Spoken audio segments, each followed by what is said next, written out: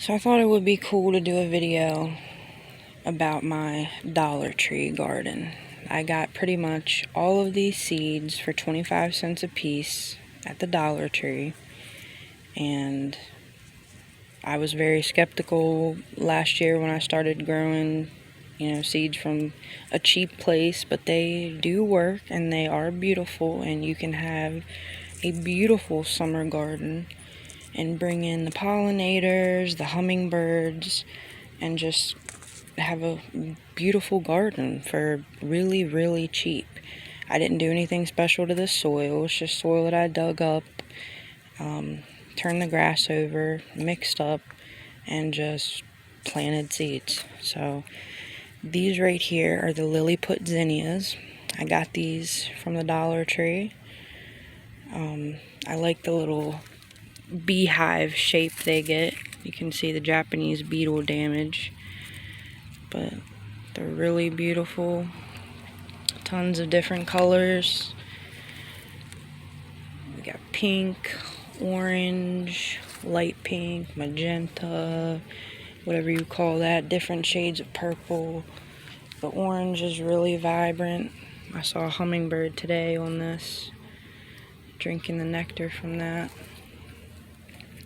But they have, also at the Dollar Tree, they have tons of different varieties of zinnias. They have the giant cactus, California cactus, I believe.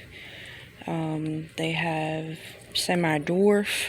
Tons and tons of different varieties of zinnias. And then, another flower that I got from the Dollar Tree this year is this beautiful Gladiolus. They sell bulbs at the Dollar Tree in packs just like this. This is from the Dollar Tree for $1. And it turned out exactly like it was supposed to. Did nothing special again with the soil, just put the bulb in the ground and watered it. It comes with 6 bulbs, so I thought that was really, really beautiful.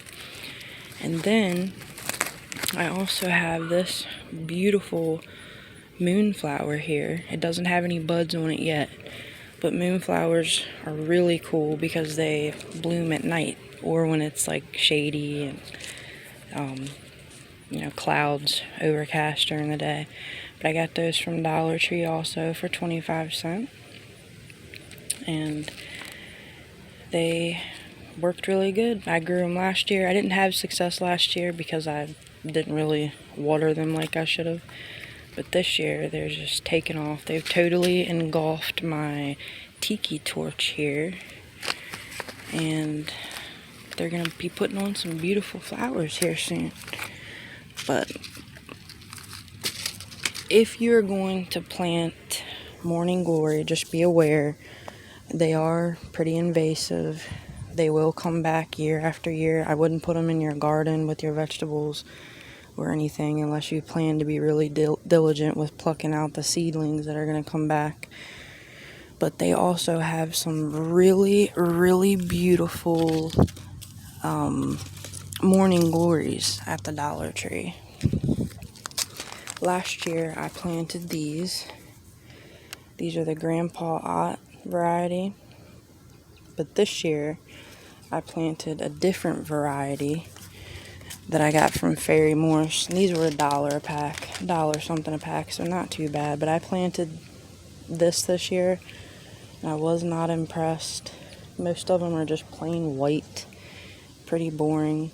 If you're gonna plant morning glory and you want some really striking color, definitely go with the Grandpa Ott from the Dollar Tree, because I had these last year.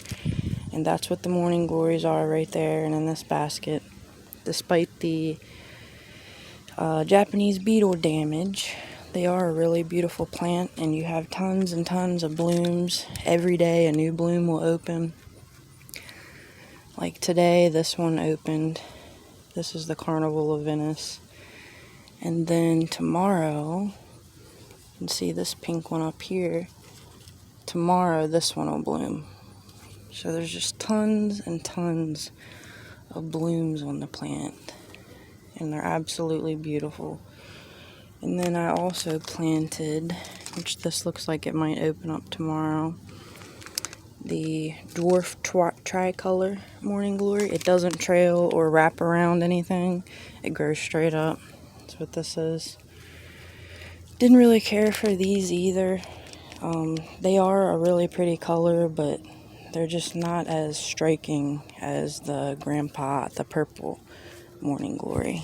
But I also planted some petunias and crackerjack marigolds that I got from Dollar Tree, and I'll show you what those look like. I planted those in a different part of a flower bed out front. And petunias are kind of hard to grow from seed. They're like little specks of pepper, so you have to keep them moist. You just lay them on top of the soil. You don't put them underneath. They are struggling a little bit because it's been hot. But this is the variety that I got, the mixed colors. They were also 25 cents. And I just sprinkled a couple seeds on top of some potting soil, kept it moist, and they grew really good. This is actually, it looks like a ton of plants, but this is actually like 2 plants. And they sprawl throughout the ground, as you can see. This is, this whole thing right here is coming from right there. Yeah, it all starts right from here. And then this is one whole plant. It's a little past its prime, but this is one whole plant. So that's like 2 seeds right there for all of these flowers. And that was this color from the Dollar Tree. And also, these probably look more like the seed pack here. This is also like 2 or 3 plants here. And they just go crazy with blooms. They last really, really long. There's been color in this bed for months and months. This is all, I'm pretty sure, this is all one plant. Yeah. This is all one plant right here. These, this, and all of these, all from one plant. And then I have another plant over there. Yep, so 2 plants here and 2 plants on the other side for all of these petunias. And then the last Dollar Tree seeds I planted were the crackerjack marigold. The bugs have devoured these, but they are really pretty if you can manage the pests. It's a really huge, huge marigold. That is the crackerjack mixed colors. Also have these in my garden because marigolds are good companion plants for tomatoes and other vegetables. Yep, try the dollar store seeds. They work. I've also grown the sunflowers. They have mammoth Russian sunflowers. I think they have autumn beauty. I've grown all of those. They all worked great. I actually have a ton of peppers from the Dollar Tree out in my garden. I have serrano, Hungarian yellow wax, habanero. They all did great. Last year I grew the cayenne. Had great success with that. Yep.